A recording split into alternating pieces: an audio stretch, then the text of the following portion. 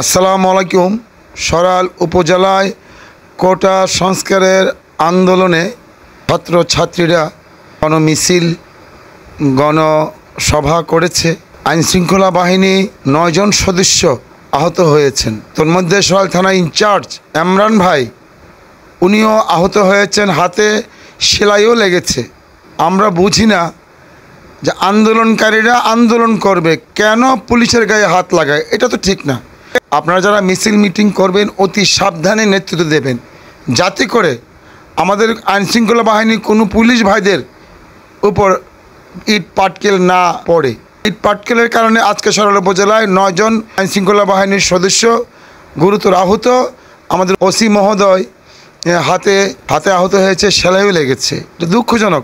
আইনশৃঙ্খলা বাহিনী আমাদের প্রতিক্ষণ আমাদের নিরাপত্তা দিচ্ছে, আমরাই যদি ওনাদের আহত করি, আসলেই দুঃখজনক।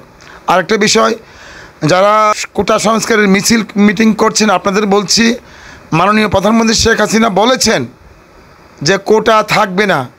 আপনারা অপেক্ষা করুন, হাইকোর্টের বা সুপ্রিম কোর্টের রায় আসা পর্যন্ত আপনারা অপেক্ষা করুন। আমাদের মাননীয় প্রধানমন্ত্রী বলেছেন যে কোটা থাকবে না।